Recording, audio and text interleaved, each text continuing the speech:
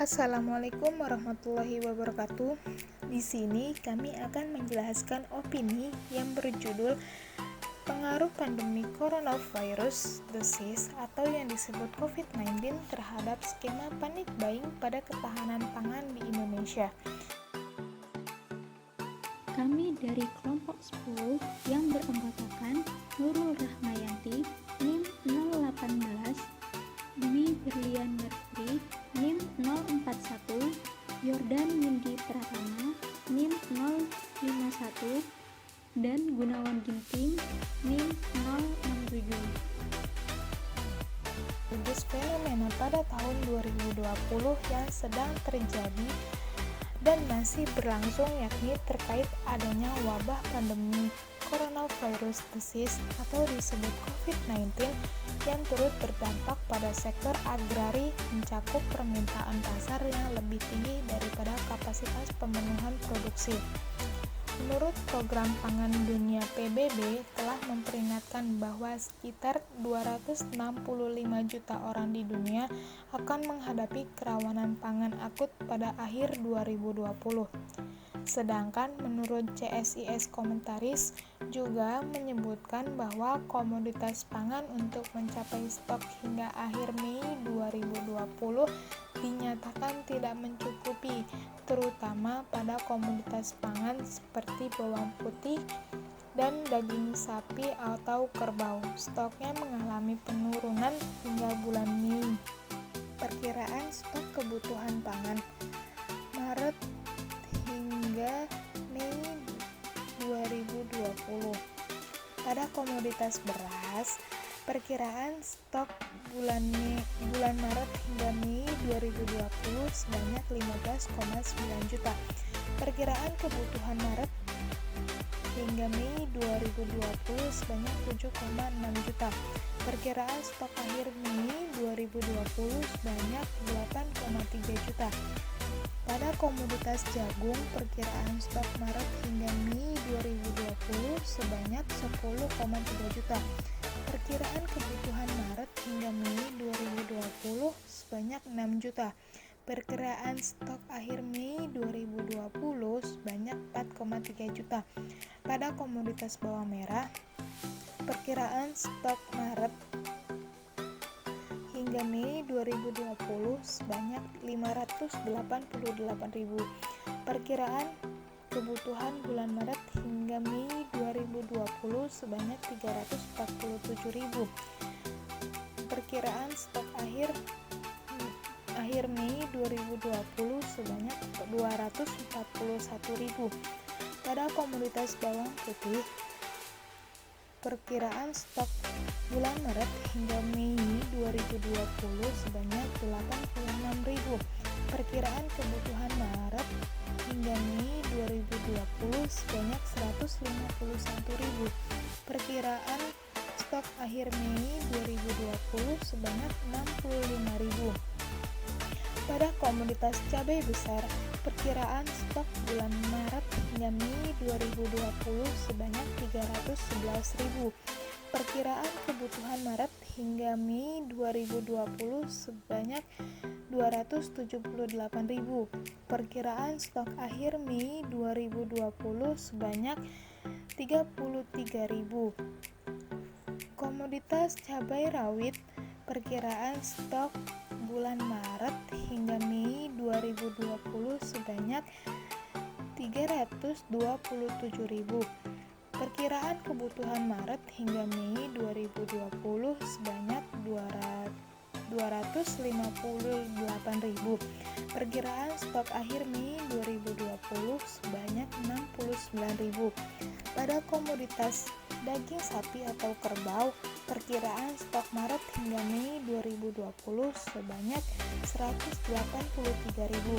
Perkiraan kebutuhan Maret hingga Mei 2020 sebanyak 202.000. Perkiraan stok akhir Mei 2020 sebanyak 19.000. Pada komoditas daging ayam ras, perkiraan stok bulan Maret hingga Mei 2020 sebanyak 1,1 juta ton. Perkiraan kebutuhan Maret hingga Mei 2020 sebanyak 881.000. Perkiraan stok akhir Mei 2020 sebanyak 219.000. Pada komoditas gula pasir, perkiraan stok bulan Maret hingga Mei 2020 sebanyak 987.000. Perkiraan kebutuhan Maret hingga Mei 2020 sebanyak 708.000. Perkiraan stok akhir Mei 2020 sebanyak 279.000. Kecemasan sosial merupakan tahap penting dari persepsi menyangkut pemberian arti objek sosial dan peristiwa dalam lingkungan, khususnya ketika masyarakat menyikapi fenomena kerawanan pangan serta penurunan daya beli. Kerawanan pangan yang terjadi di masa pandemi seperti ini, yakni berkaitan dengan sifat alami manusia ketika merasa terancam, di mana salah satu kebutuhan utama primer, yakni pangan, merupakan objek utama yang harus terpenuhi.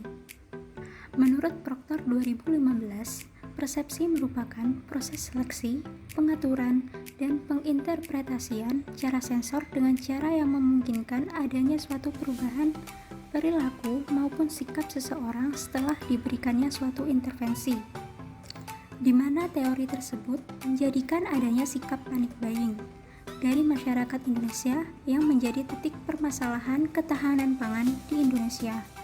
Karena sebagian besar skema panic buying dari bahan-bahan pokok mulai dari beras, jagung, gula, tepung, telur akan berdampak pada kelangkaan persediaan produk tersebut di pasaran.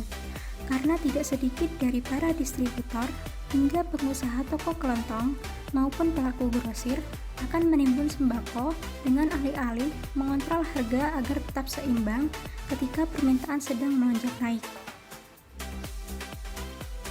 Secara global, harga pangan dunia memang tampak masih dalam batas wajar, setidaknya hingga Maret 2020. Berdasarkan data yang dihimpun dari Food and Agricultural Organization, harga pangan dunia secara nominal dan real memang mulai terjadi tren peningkatan sejak Oktober 2019 hingga Januari 2020. Kemudian mulai menurun tipis pada bulan selanjutnya, yaitu Februari dan Maret 2020. Seperti yang dijelaskan atau yang sudah digambarkan pada grafik gambar 3. Namun jika ditelaah lebih spesifik berdasarkan data FAO Rice Price Index, komoditas pangan utama seperti beras sudah mulai mengalami peningkatan sebesar 3% dalam 3 bulan terakhir, yaitu bulan Januari sampai Maret 2020. Di Indonesia sendiri, jika melihat dari data inflasi barang bergejolak yang didominasi bahan pangan juga menunjukkan tren yang serupa seperti grafik yang sudah digambarkan di grafik gambar 4. Meskipun begitu, pemerintah perlu tetap mewaspadai kemungkinan kenaikan harga pangan khususnya menjelang Hari Raya Idul Fitri pada bulan Mei 2020. Data dari Pusat Informasi Harga Pangan Strategis Nasional saja telah menunjukkan peningkatan rata-rata harga beras sebesar 0,8% selama periode Januari sampai Maret 2020. Ketersediaan dan stabilitas harga pangan menjadi sangat penting, khususnya menjelang bulan Ramadan dan Hari Raya Idul Fitri. Meskipun diperkirakan akan terjadi panen raya di bulan Mei 2020, pemerintah perlu lebih hati-hati dalam memastikan distribusi yang lancar ke seluruh wilayah Indonesia. Pemerintah sendiri telah berusaha untuk menjamin ketersediaan, stabilitas, dan serapan bahan pangan pokok dengan cara memastikan stok bahan pangan tersedia hingga 3-4 bulan ke depan, serta memastikan kelancaran sistem logistik pangan nasional. Panic buying merupakan sikap serta persepsi yang tidak baik. Panic buying muncul ketika keadaan seperti saat ini.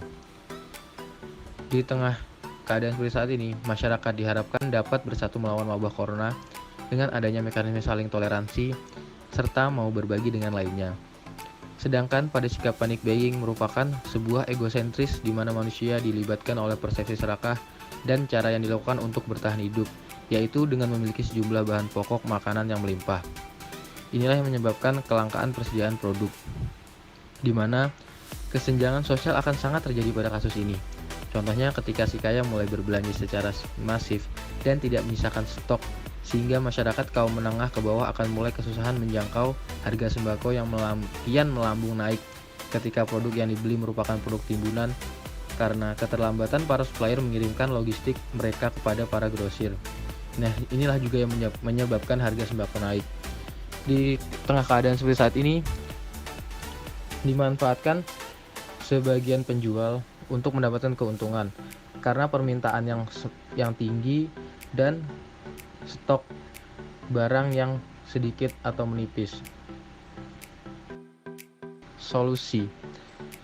Dengan demikian, menurut opini kelompok kami, solusi dari permasalahan ini yakni pemerintah dapat memberikan pengumuman atau anjuran secara formal pada penyiaran televisi dan poster atau pamflet tentang anjuran menghindari adanya persepsi yang mengarah pada sikap panic buying, dan juga anjuran terkait untuk berbelanja sesuai kebutuhan saja dengan melakukan pembatasan kuantitas pembelian di berbagai daerah, di mana hal tersebut turut menjadi kebijakan peraturan daerah atau Perda pada surat edaran dalam menanggulangi pandemi COVID-19.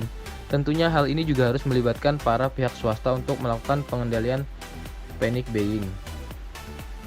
Yang dimaksud pihak swasta ikut membantu yaitu pihak swasta yang menjual barang-barang atau bahan-bahan sembako dan barang kesehatan, membatasi jumlah kuantitas produk yang dibeli oleh konsumen. Jadi meskipun orang itu sanggup untuk membeli semuanya, para penjual itu diharapkan tidak menjual semua stok ke satu orang saja. Itu menyebabkan kelangkaan produk dan menyebabkan kesenjangan sosial. Meskipun resolusi ini tidak akan berdampak signifikan terhadap penyebaran COVID-19, namun kedua aspek ini dapat berpengaruh terhadap kondisi psikis serta mental masyarakat dengan mengurangi tendensi-tendensi yang membuat masyarakat menjadi cemas dan menimbulkan gejolak sosial lebih jauh. Khususnya keterlibatannya pada ketidakseimbangan ketahanan pangan di Indonesia.